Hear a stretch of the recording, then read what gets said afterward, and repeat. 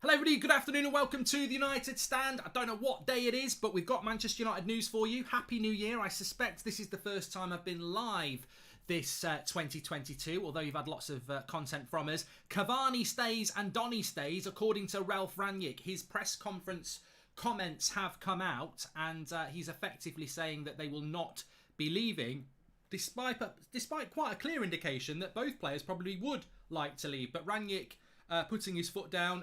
There's not been a press conference. It's still New Year celebrations across the world, and we're playing Wolverhampton Wanderers tomorrow night, but there has to be some sort of press conference release. So there was a few questions asked of Rangnick after the game against Burnley on Thursday night that have been released about an hour ago, where he talks about the future of Cavani, Donny van der Beek, Anthony Martial, Cristiano Ronaldo, and a few other things as well. So we'll get straight into that, but I hope you're all doing very, very well. Apparently the volume's a little bit quiet. This is what happens when you've been away.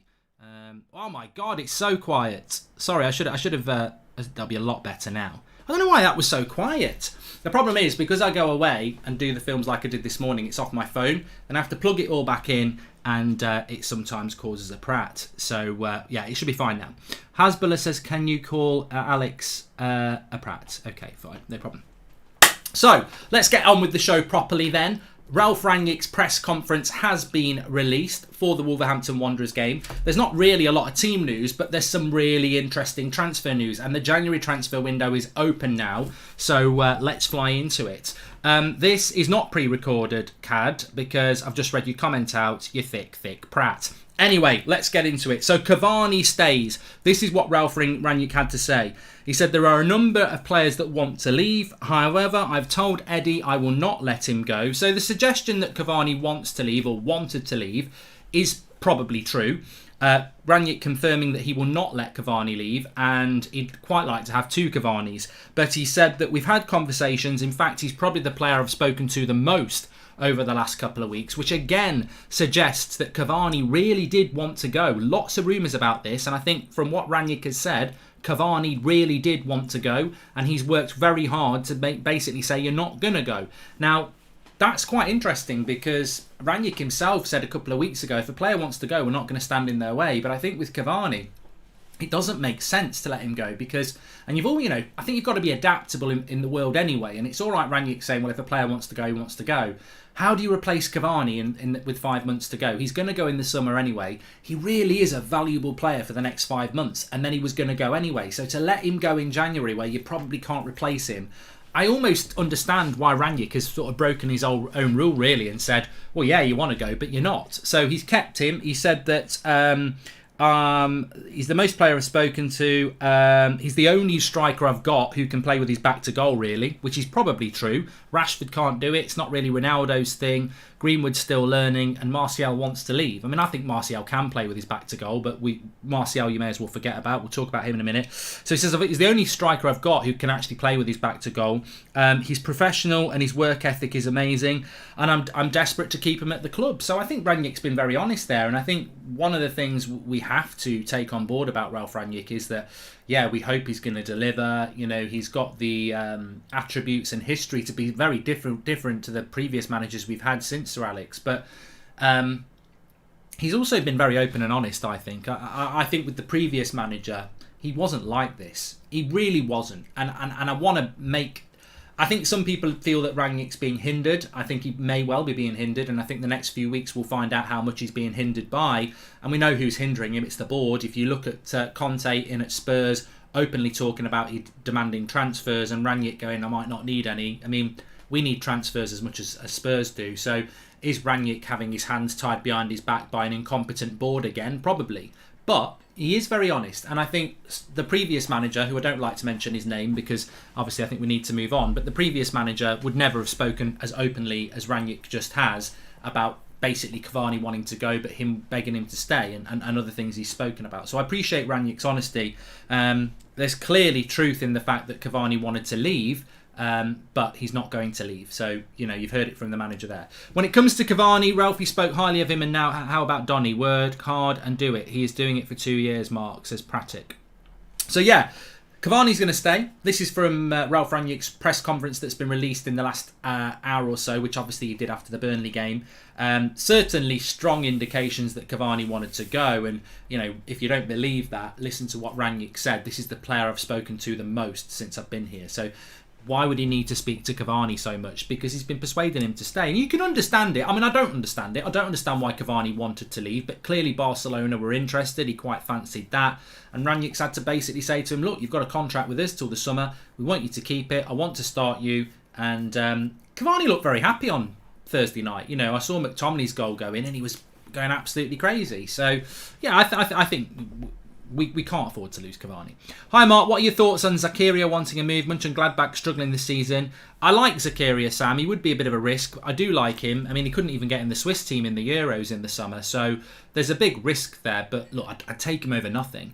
Mark, I've noticed you've been using the term previous manager a lot lately. Is that a conscious effort not to say, yes, it is Simran? I use the word previous manager because I personally don't think we should be referring to the old manager as much as some people do. He's been sacked. I think there's no need to keep mentioning his name like he's still here. He's gone.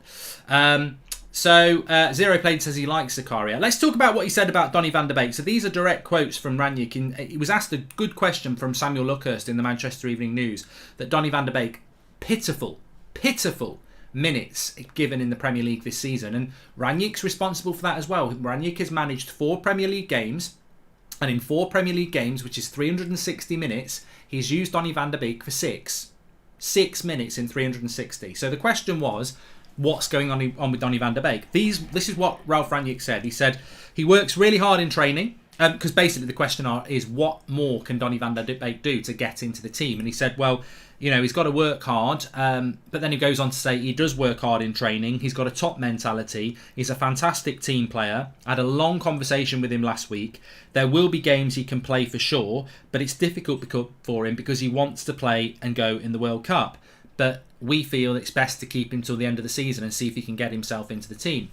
I worry about Donny. I really do worry about Donny. And I don't care about loyalty to Rangnick because, as I've always said, I'm 100% behind Rangnick. And there are players that I really, really do think are fantastic at United. I always try to back them, whether it's Luke Shaw, Bruno Fernandes, Cristiano Ronaldo, Marcus Rashford, Anthony Martial. These are players that I like. But I also have to be honest. And, I agree with Rashford being dropped. I agreed with Luke Shaw staying out of the team for a couple of games. And with Donny van de Beek, it just never makes any sense. Like, Rangnick really should be using Donny. He's his sort of player. He then comes out and says he's working hard in training, he's got a top mentality, he's a great team player.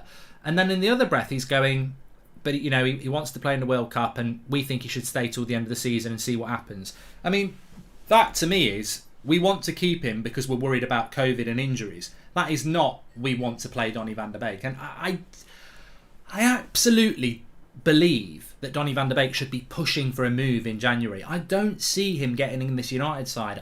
If you remember in the summer, he came back fit, he came back bulked up, and a lot of people thought this was going to be a big season for Donny under the previous manager. And I said, I don't think it will be. And I was in the minority and I said, I don't think it will be because I think the previous manager has already shown that he doesn't want to use this player and he picks people like Matic, McTominay, Fred, Lingard ahead of him. I don't think the fact that he's bulked up was going to make any difference. And he played well in pre-season and he didn't get picked. I don't think Rangnick's going to pick him that much. And I don't think he'll go to the World Cup. And I think, therefore, Donny really should be trying to move. But if the club won't let him go, they won't let him go. I hope I'm wrong on that. I'd love to see Donny van de Beek part of our team. But I think the ship has already sailed. I think they've already made the decision. And I just don't think it's going to work out well for him. But he said that he will get chances to play games. And maybe that'll be an FA Cup game against Villa. I don't know, but I think he should have been used by now already, considering how crap we were against Newcastle and Norwich. I think he should have been involved in at least one game starting. And let's not forget, Pogba's injured, Bruno was suspended, and he still didn't get a minute against Burnley. So and Fred had been dropped. So I just don't see him getting any game time. And I think that the reason that Rangnick wants to keep him is because, and he said it himself, he spoke about it when he was talking about Cavani. He said, look, the reality is we need a big squad. We've seen it with COVID, injuries. We're in 3 competitions. I need a big squad. I think we'll keep Donny because we need a big squad, not because he's part of our plans. But look, I might be wrong on that. KTV Meta, thank you very much for the super chat. Look, I can speak on behalf of Manchester United. I can speak on behalf of myself. I can speak on behalf of Donny. I mean, I'm not speaking on their behalf, but there are three angles. As a fan, I'd love to see him get game time, but I've sort of resigned to the fact that he won't. As a club, I think they want to just keep him because if they did have an injury crisis, they can use him, but he's not part of their plans. But as a player, I think he's got to go. If he wants to play in the World Cup, he needs to play first team football. And the reality is that Donny van der Beek would walk into most of the Premier League sides below the top four. If he was at Everton, he'd be playing every week and he'd probably get in the World Cup squad. And if we're all honest and fair, that's where he should be. That's where Ollie should have let him go on loan. And he probably would have been playing a lot of games for Everton, have had a lot of injuries. So, and maybe he'd been in the World Cup squad. But if he stays at United till the summer, I don't think he's going to the World Cup. So, Happy New Year to all, says Flex47. Yes, Happy New Year to you all. It's nice to actually be doing the first live show. Can I just remind you that I'm doing Chelsea versus Liverpool watch-along. I believe it's a 4:30 kickoff UK time. I've dropped the link in the video description. The live chat's already open, but we'll be live at about 4 o'clock for that.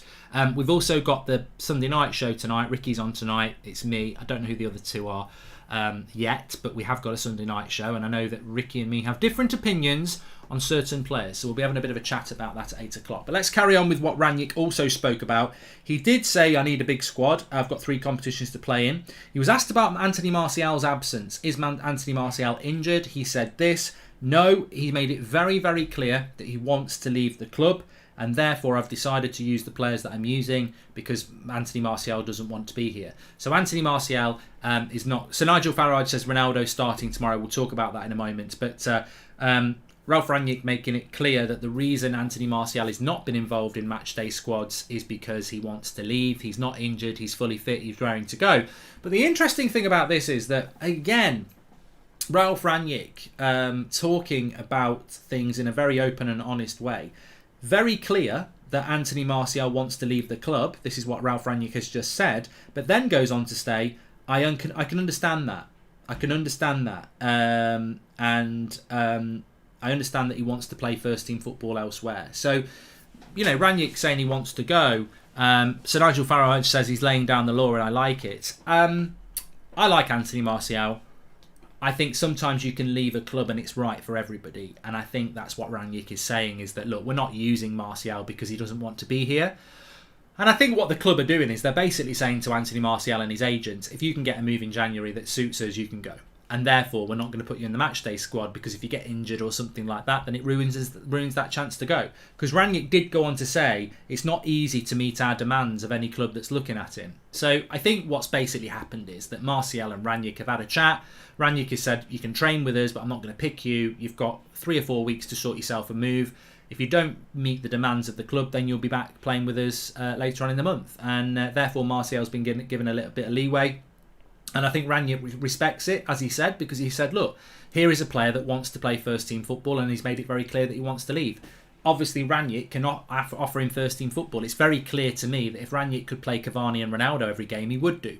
So Martial's not going to get the game time he wants. There's a clash there, isn't there? I want to play first-team football. I can't give it you. I want to go. Okay, let's see what we can do. But whoever's going to take Martial has to meet our demands. Now, I've said it before. I'm not actually a big fan of this loan move. If somebody come in with 35 million and bought him, I'd go, let's do it. Let's tango. But I don't really like the idea that Martial's going to go off on loan for 5 months. And what do we get? A couple of million? I just don't think that works really well. But it's interesting that Rangnick is just like, yeah, crack on. Quite interesting that Ralph mentioned he would want another Cavani. These Julian Alvarez's might have some truth, says Dan. Well, I spoke about Alvarez this morning. Yet another South American outlet, one with millions of followers, is saying that Manchester United will meet Alvarez's release clause this week. I just think that the lack of UK and European journalists talking about Alvarez to Manchester United is probably the clearest hint. Now, we're talking to Romano, I think, either tomorrow or Tuesday, because it's a bank holiday tomorrow in the UK. But I'm interested to see what if there is any development there, because to be honest with you, I think people get very, very excited, but the South American press is very different to the UK press, and I think we treat it like the UK press. But if you've got an agent of Junior Alvarez basically saying to these South American outlets, yes, Manchester United want him and they're going to buy him, and then he ends up going to Bayern Munich, and those outlets say, well, you said he was going to Manchester United, all the agent says, well, there was a bidding war and Bayern Munich won it. And Man United go, well, we were never in for him. So I don't trust it, but to be fair, there is a lot of stories about him. Now, Sanjay says, what about Martial plus 30 million for Koundé? I'd love to do that.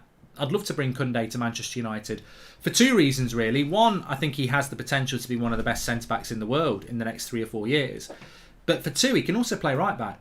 And I think Koundé and Varane would be a very good pairing. It's very interesting, actually. We've got Paul Ince back on the show after the Christmas break on Tuesday morning. I was listening to him on Premier League Productions a couple of days ago. And basically, he said that Harry Maguire shouldn't be captain anymore. He needs to focus on his own performance. And I know Rio Ferdinand has said something similar. And I think they're both right. I think they're both right, but they're both late to the party. We've been talking about Harry Maguire and the captaincy for over a year. And it's funny how mainstream media, whether it's ex-players or whatever, they always seem to be a very long way behind you as fans. And I don't know why that is. Maybe because they're not as focused, they're not as passionate, they don't think about it as much. But what the mainstream media is talking about now, it's like, Slow Sports News, Harry Maguire should not be Manchester United captain, says ex-player who's only just realised his arse is for shitting. It's like it's Slow Sports News. And it is Slow Sports News because we've been talking about this for over a year. And basically what they're saying, what Paul Ince is saying as well, is that Harry Maguire, welcome to Members Club Dubby, Harry Maguire should not be Manchester United captain because he should focus on his own performance, which is not good enough, and therefore the captaincy should be given to somebody else who is performing well, whilst he focuses on himself. I applaud that. I applaud it, and we've been talking about it for over a year. It's not that Harry Maguire's useless, although some of you think he is. I was having a bit of a Twitter argument yesterday evening. Now, I was a little bit drunk, but I was, sometimes I shoot from the hip, my bad hip. But I don't think Harry Maguire's a bad player. I think he's playing badly, but I don't think he's a captain. And you can criticise a footballer without it being an agenda or a witch hunt. I still think Harry Maguire's got something to offer, but I don't think he should be the captain for the reasons that everyone is now talking about and we've been talking about for a long time. He's not good enough to be Man United captain because his performances aren't good enough to lead. You can't lead somebody and then perform yourself, in any walk of life.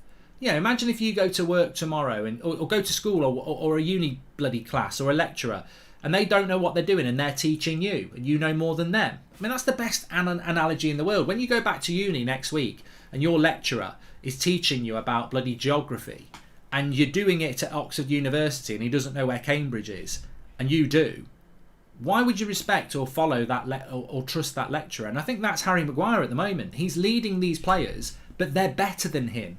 It just doesn't work. And I've worked in lots of jobs. I've played lots of football, and the best captains and the best leaders are people that you look up to and you go, you know what? They're performing. They're leaders, and I don't feel that with Harry. So I think that this is Slow Sports News in a sense because we've been talking about it for a long time, but I do agree that it's now hitting the mainstream media. Interestingly, Paul Ince said he'd give it to Scott McTominay. So I'll be having a chat with him on Tuesday morning. But I did say on the watch along on Thursday that I would give it, I'd rather McTominay was the captain than Maguire, which shows you how badly Maguire is playing at the moment because McTominay's actually performing better than Maguire. I would never give him I'd never give McTominay the captaincy. I never would. But I'm sure the club would love to because it's a youth player. But I wouldn't give it him because he's not. One good game doesn't make him captain of United. It would be stupid. But right here, right now, I'd rather he did have the captaincy. But the obvious person's Ronaldo. Ronaldo should be captain, says Sir Nigel Farage, and Tchouameni's better than Rice. Says Benz is a better version and no English tax. Well, yeah, I think Declan Rice is going to be too expensive for his Mike. And Mike, thank you very much for the super chats. Finally, just to talk about what Rangnick was talking about in his press conference, he was also asked about Cristiano Ronaldo and whether he can play 3 games in 7 days. He said, no reason why not at all. He's ultra fit. There's no reason why he can't at all. But if we did need to rest him, this is why Edison Cavani is so important to us because it allows us to rotate or rest Cristiano. never in a million years did I think that Ronaldo wouldn't play on Monday. And I think, again, it shows you the inexperience, the naivety, and the sensationalist element of modern-day journalism. Because if you know anything about Ronaldo, you never would have asked the question, can he play 3 games in 7 days? Like, Ronaldo's fitness is probably better than Fred. Like, it probably is. His fitness levels are unbelievable. Ronaldo has never been a player that has been judged off his age. I actually think it's really disrespectful to say Ronaldo's 36. Can he play 3 games in a week? So basically, because he's 36, he can't play 3 games in a week. Ageist. It's an ageist question, and it should be called out because it's a poor question. Since when has Ronaldo struggled with playing 3 games in a week? He never has, and so it's an irrelevant question. And I think Rangnick sort of dealt with it with the disdain it deserved. Like, you know, there's absolutely no indication that Ronaldo cannot play on Monday. And let's not forget, the brilliance of the answer of Rangnick is so good, because how stupid would it be to say Ronaldo cannot play on Monday, he needs a rest? What happens after Monday, everybody? We don't play for a week. We're not playing Villa in the FA Cup for another bloody week. So if Ronaldo needs a rest, he can have it after this, because we've got a whole week off because we're not in the Europa League semi-finals. And I hope that we're going to use that week really well, by the way. I think we've got to use this week to, let's get the Martial loan deal done. Let's start moving on a transfer, which will hopefully be a midfielder. Based on performance, I'd give David De Gea or Ronaldo the captaincy, says HOVC. There's absolutely no indication, by the way, that Manchester United are going to take the captaincy off Harry Maguire. This is a fan theory, which we've obviously been speaking about for a very long time. It's now being spoken about in the mainstream media. To me, though, there is absolutely no indication that United are going to change the captain. But yet again, it just shows you the incompetence of how that club is run. The club would be better run by people like yourselves. Even some of the people in the mainstream media who care about Manchester United would run this club better than our board. Our board is incompetent. And I'm still waiting for them to show competence. I actually am scared that Ralph Rangnick is doing this job with at least one hand behind his back, just like Van Gaal, just like Mourinho, just like the other previous managers. I think there's already evidence that Ralph Rangnick is not being given the freedom to do what he needs to do. And many people said to me before that's why they didn't want Conte, because Conte would come in and be, you know, the one thing about Conte, whether you like his football or not, he's very vocal in what he's doing. He's very public about what he's doing because it's his reputation on the line. So at Spurs, he's been like, look, I've been doing really well. I've been here long enough. I know who needs to go and I know who needs to come in. And he puts the pressure onto Daniel Levy. Are we getting that sort of chat from Rangnick? No, but he definitely should be talking like that, because Manchester United, I would argue that we're in a worse position than Spurs because our expectations are a lot higher. Spurs' trophy cabinet's empty. We're one of the biggest clubs in the world. If I was walking into that club and I was allowed to be honest as a manager, I would be saying, look, I've been here a month now. There are players that, you know, probably need to move on for their own careers, and we need to bring players in. It's a very honest assessment of the situation, but we haven't actually had that from Rangnick. And is that because, yet again, the board are tying a hand behind his back? And going back to the captaincy, you know, everybody is now talking about the fact that there should be a captain change, but Man United ain't even thinking about it.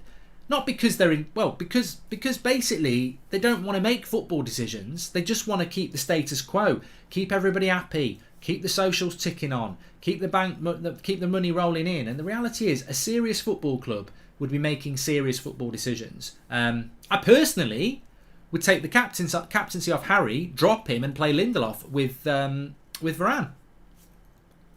You drop him, you solve the captaincy problem, and he's got to sort his game out. Oh, I've made a bloody football decision. I'm going to get a load of hate now because we're not a football team. We're a bloody brand.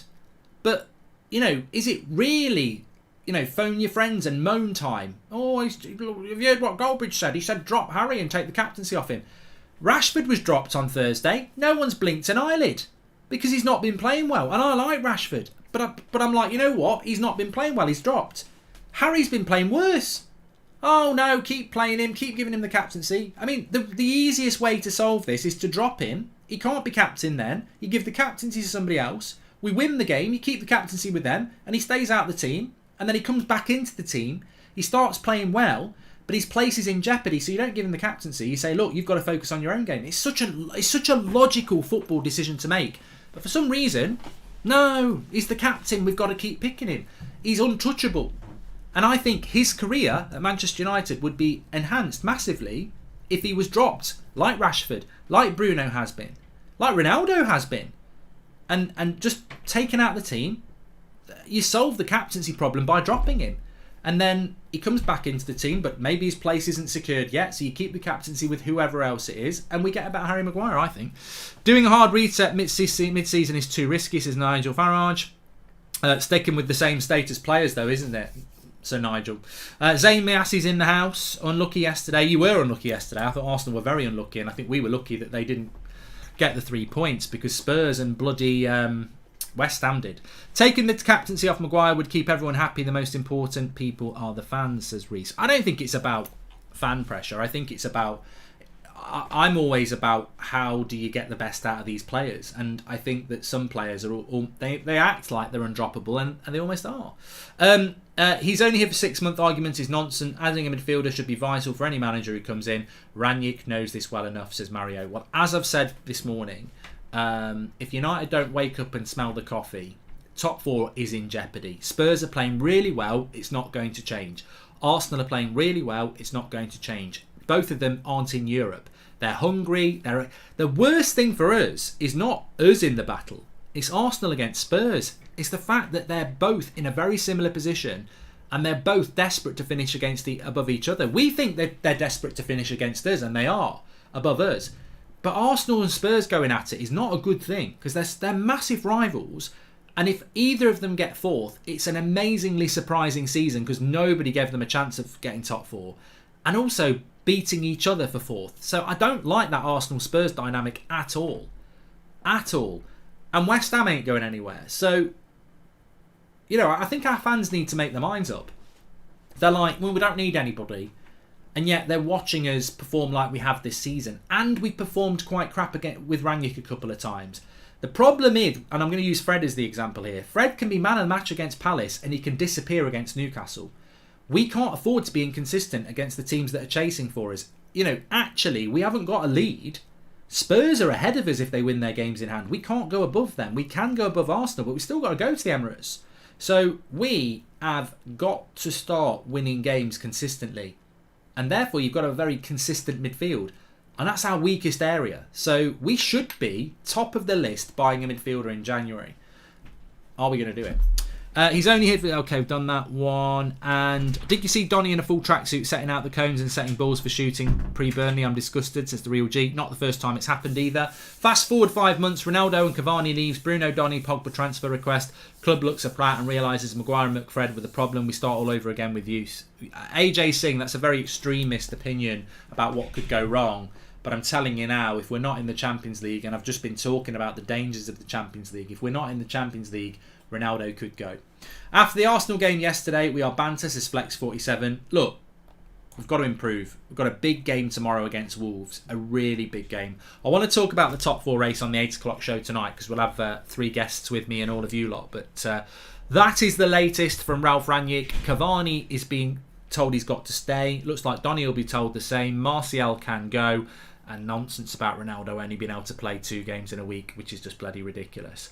Thank you everybody for watching. We're back at 8 o'clock. If you want some more football chat, I'm back in an hour on That's Football. The link is in the video description. I'm doing Chelsea versus Liverpool watch along, which I'm looking forward to. You can join me for that. Click the link in the video description. Subscribe to That's Football, and I'll see you in about an hour. Thanks for everyone watching. We're back at 8 o'clock tonight, and we've got Ricky on the show. Thank you. Speak to you in a bit.